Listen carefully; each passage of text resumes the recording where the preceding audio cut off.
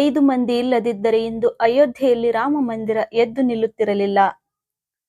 1985ರಲ್ಲಿ ಮಂದಿರದ ಹೋರಾಟವನ್ನು ಸಂಘ ಪರಿವಾರ ಕೈಗೆತ್ತಿಕೊಂಡಾಗ ಜನತೆಯ ಬೆಂಬಲ, ಸಾಧು ಸಂತರ ಬೆಂಬಲ, ಹಣಕಾಸಿನ ಬೆಂಬಲ ಅಷ್ಟೊಂದು ಇರಲಿಲ್ಲ.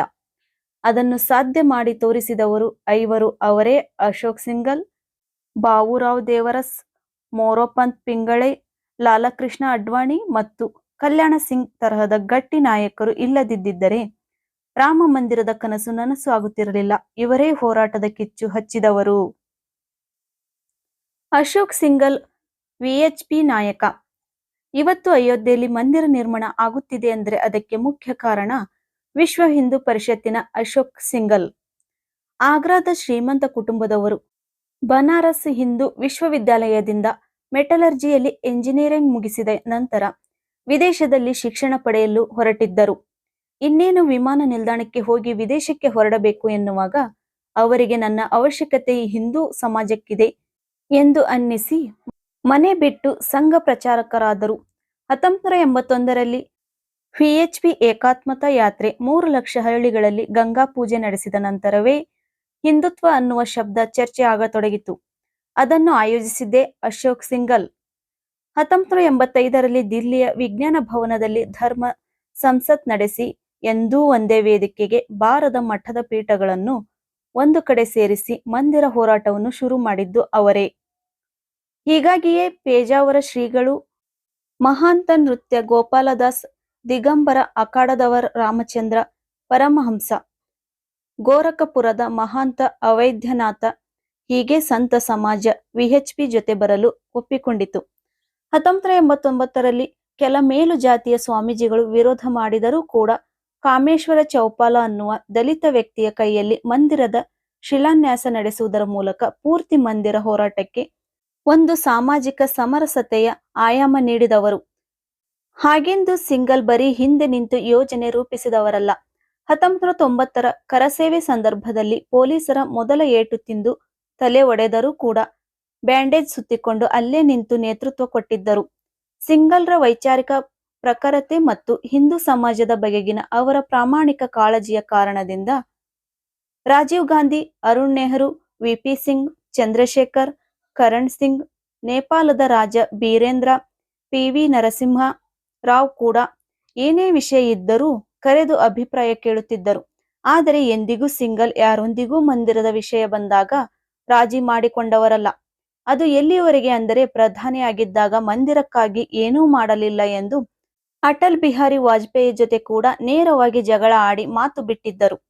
2015ರಲ್ಲಿ ತನ್ನ 85ನೇ ವಯಸ್ಸಿನಲ್ಲಿ ಅನಾರೋಗ್ಯ ಪೀಡಿತರಾಗಿದ್ದಾಗ ಅಡ್ವಾಣಿ ನೋಡಲು ಹೋಗಿದ್ದರಂತೆ. ನಾನು ಇರುತ್ತೇನೆ, ಮಂದಿರ ನಿರ್ಮಾಣ ಆಗಿ ಮೂರ್ತಿ ನೋಡುವವರೆಗೂ ನನಗೆ ಏನೂ ಆಗುವುದಿಲ್ಲ ಎಂದು ಹೇಳಿದ ಕೆಲ ದಿನಗಳಲ್ಲಿ ಅಶೋಕ್ ಸಿಂಘಲ್ ವಿಧಿವಶರಾದರು. ಮೋರೋಪಂತ್ ಪಿಂಗಳೆ RSS ಮುಖಂಡ. ಇವತ್ತು ಹಿಂದುತ್ವ ಮಂದಿರ ಎಂದು ಭಾಷಣ ಮಾಡುವ ಅನೇಕರಿಗೆ ಪ್ರಚಾರಕರ ಪಿಂಗಳೆ ಯಾರು ಎಂದು ಕೂಡ ಗೊತ್ತಿರಕ್ಕಿಲ್ಲ. ಆದರೆ ಪಿಂಗಳೆ ಅವರಿಂದಲೇ ಬರೀ ಸಂತ ಸಮಾಜದ ಧಾರ್ಮಿಕ ಹೋರಾಟವಾಗಿ ಉಳಿಯಬಹುದಾಗಿತ್ತು. ರಾಮ ಮಂದಿರ ಆಂದೋಲನಕ್ಕೆ ಒಂದು ಸಾಮಾಜಿಕ ಮತ್ತು ರಾಜಕೀಯ ಸ್ವರೂಪ ದೊರೆಯಿತು. ಹಳ್ಳಿಗಳಿಂದ ಗಲ್ಲಿಗಳಿಂದ ರಾಮ ಮಂದಿರ ಕಟ್ಟಲು ಇಟ್ಟಿಗೆಗಳು ಮತ್ತು ₹1,000 ದೇಣಿಗೆ ಸಂಗ್ರಹಿಸಬೇಕು ಅನ್ನುವ ಯೋಜನೆ ಬಂದಿದ್ದೇ ಪಿಂಗಳೆ ಅವರಿಗೆ. ಡಾಕ್ಟರ್ ಹೆಗಡೆವಾರ್ ಮತ್ತು ಗುರೂಜಿ ಗೋಲ್ವಲ್ಲರ್ ಕಾಲದ ಸ್ವಯಂ ಸೇವಕರಾಗಿದ್ದ ಪಿಂಗಳೆ ದಿಲ್ಲಿಯ ಜಾಂಡೇವಾಲಾ ಸಂಘ ಕಾರ್ಯಾಲಯದಲ್ಲಿ ಕುಳಿತು ರಾಮ ಮಂದಿರ ಹೋರಾಟವನ್ನು ಸರ್ವಸ್ಪರ್ಶಿಯಾಗಿ ರೂಪಿಸುವುದು ಹೇಗೆ ಎಂಬ ಯೋಜನೆ ರೂಪಿಸಿ ಸಿಂಘಲ್ಗೆ ಮತ್ತು ವಿಎಚ್ಪಿಗೆ ಮಾರ್ಗದರ್ಶನ ಮಾಡುತ್ತಿದ್ದರು. ಬಾವೂರಾವ್ ದೇವರಸ್ RSS ಮುಖಂಡ. ಭಾರತದ ರಾಜಕಾರಣದಲ್ಲಿ ಬಿಜೆಪಿ ಇವತ್ತು ಮಧ್ಯ ಬಿಂದು ಆಗಿ ರೂಪುಗೊಂಡಿದೆ ಎಂದರೆ ಇದಕ್ಕೆ ಕಾರಣ ಆಗಿನ ಸರಸಂಘ ಬಾಲಕ ಬಾಳಾಸಾಹೇಬ್ ದೇವರಸರ ಸಹೋದರ, ಸ್ವಯಂ ಪ್ರಚಾರಕರಾಗಿ ಬಿಜೆಪಿಗೆ ಮಾರ್ಗದರ್ಶನ ಮಾಡುತ್ತಿದ್ದ ಬಾವೂರಾವ್ ದೇವರಸ್. ಬಹುತೇಕ 80ರಿಂದ 90ರ ದಶಕದಲ್ಲಿ ಕಮಂಡಲ, ಮಂಡಲ ಮತ್ತು ಮಾರುಕಟ್ಟೆಗಳ ತಳಮಳವನ್ನು ಅರ್ಥ ಮಾಡಿಕೊಂಡು ರಣತಂತ್ರ ರೂಪಿಸಿದ್ದವರು ಬಾವೂರಾವ್. 1977ರಲ್ಲಿ ಸಮಾಜವಾದಿಗಳ ಜನಸಂಘವು ಜೊತೆ ಸೇರಿಕೊಂಡು ಜನತಾ ಪಾರ್ಟಿ ಆಗಿದ್ದರೆ ಇಂದಿರಾ ಗಾಂಧಿಯನ್ನು ಸೋಲಿಸಲು ಆಗುವುದಿಲ್ಲ ಎಂದು ಬಿಜೆಪಿ ಮನವರಿಕೆ ಮಾಡಿಕೊಟ್ಟಿದ್ದೇ ದೇವರಸ್. ಅಟಲ್ ಅಡ್ವಾಣಿಗೆ ಅದು ಇಷ್ಟ ಇರಲಿಲ್ಲ.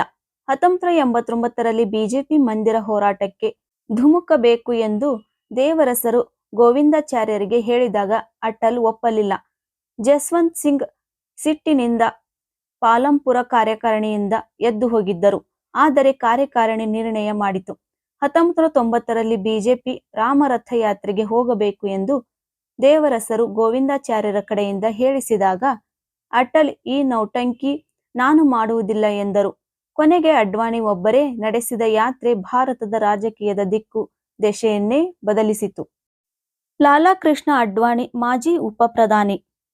ಅಡ್ವಾಣಿ ಕರಾಚಿಯಲ್ಲಿ ಆಂಗ್ಲ ಶಿಕ್ಷಣ ಪಡೆದು ಸಂಘದ ಸಂಪರ್ಕಕ್ಕೆ ಬಂದವರು. ಆದರೆ ದೇಶ ವಿಭಜನೆ ಆದಾಗ ಅವರ ಸಿಂಧಿ ತಂದೆ ಬರಿಗೈಯಲ್ಲಿ ಭಾರತಕ್ಕೆ ಓಡಿ ಬಂದವರು.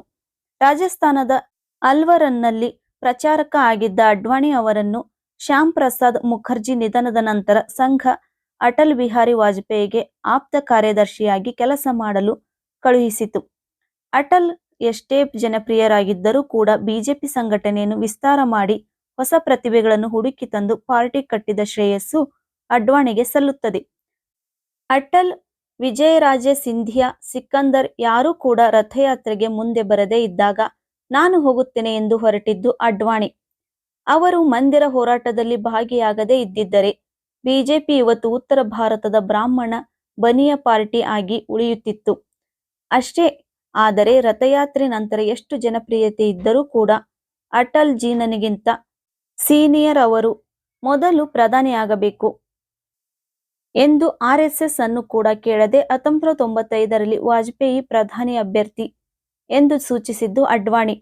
ವಿಪರ್ಯಾಸ ನೋಡಿ 1996ರಲ್ಲಿ ಹಿಂದುತ್ವವಾದಿ ಅನ್ನುವ ಕಾರಣದಿಂದ ಅಡ್ವಾಣಿ ಹೆಸರು ಸಮ್ಮಿಶ್ರದ ಯುಗದಲ್ಲಿ ಹಿಂದೆ ಹೋಯಿತು.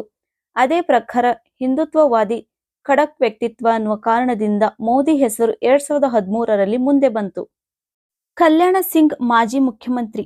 ಒಂದು ರೀತಿಯಲ್ಲಿ ಸಮಾಜವಾದಿಗಳು, ಅದರಲ್ಲೂ ಲೋಹಿಯಾವಾದಿಗಳು ಶುರು ಮಾಡಿದ ಮಂಡಲ ಹೋರಾಟಕ್ಕೆ ಬಿಜೆಪಿ ಮತ್ತು ಆರ್ಎಸ್ಎಸ್ ಕೊಟ್ಟ ಉತ್ತರವೇ ಹಿಂದುಳಿದ ಲೋಧ್ ಸಮಾಜಕ್ಕೆ ಕಲ್ಯಾಣ ಸಿಂಗ್. 1965ರಲ್ಲಿ ಚೌಧರಿ ಚರಣ ಸಿಂಗರು ನಾನಾಜಿ ದೇಶಮುಖ್ ಬಳಿ ಹೋಗಿ ಚಂದ್ರಭಾನು ಗುಪ್ತರನ್ನೇ ಕಾಂಗ್ರೆಸ್ ಮುಖ್ಯಮಂತ್ರಿ ಮಾಡುತ್ತದೆ. ನಾನು ಯಾವಾಗ ಮುಖ್ಯಮಂತ್ರಿ ಆಗುವುದು ಎಂದು ಕೇಳಿದಾಗ ನಾನಾಜಿ ಜನಸಂಘ 100 ಸೀಟ್ ತಲುಪಿದಾಗ ನೀವೇ ಮುಖ್ಯಮಂತ್ರಿ ಎಂದು ಹೇಳುತ್ತಾರೆ. 1967ರಲ್ಲಿಯೇ ಜನಸಂಘ 100 ತಲುಪುತ್ತದೆ. ಚರಣ್ ಸಿಂಗ್ ಕಾಂಗ್ರೆಸ್ ಒಡೆದು ಬಂದು ಜನಸಂಘದೊಂದಿಗೆ ಸರ್ಕಾರ ರಚಿಸುತ್ತಾರೆ. ಆದರೆ 1969ರಲ್ಲಿ ಜನಸಂಘವನ್ನೇ ಒಡೆದು ಆಪೋಷನ್ ತೆಗೆದುಕೊಳ್ಳುತ್ತಾರೆ. ಆಗ ನಾನಾಜಿಗೆ ಕಲ್ಯಾಣ ಸಿಂಗ್ ತರಹದ ಹಿಂದುಳಿದ ನಾಯಕನನ್ನು ಬೆಳೆಸಿದರೆ ಮಾತ್ರ ಜನಸಂಘಕ್ಕೊಂದು ಯಾದವೇತರ ಹಿಂದುಳಿದ ವೋಟ್ ಬ್ಯಾಂಕ್ ದೊರೆಯುತ್ತದೆ. ಇಲ್ಲದೆ ಹೋದರೆ ಬ್ರಾಹ್ಮಣ, ಬನಿಯಾ, ಠಾಕೂರ್ ವೋಟ್ ಬ್ಯಾಂಕ್ನಿಂದ ಅಧಿಕಾರ ಹಿಡಿಯಲು ಸಾಧ್ಯವಿಲ್ಲ ಎಂದು ಅರ್ಥ ಆಗಿರುತ್ತದೆ. ಕಲ್ಯಾಣ ಸಿಂಗ್ ಅಲಿಗಢದವರು.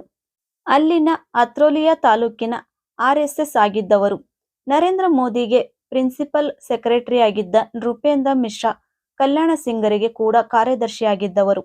ಅವರು ಹೇಳುವ ಪ್ರಕಾರ ಕಲ್ಯಾಣ ಸಿಂಗ್ ಎಷ್ಟು ಪ್ರಾಮಾಣಿಕರಾಗಿದ್ದರೆಂದರೆ ಮಗ ರಾಜವೀರ್ ಒಮ್ಮೆ ಸರ್ಕಾರಿ ಕಾರು ಬಳಸಿದ್ದರು ಎಂದು ಗೊತ್ತಾದ ಕೂಡಲೇ ಸರ್ಕಾರಿ ಮನೆಯಿಂದಲೇ ಹೊರಹಾಕಿದ್ದರು.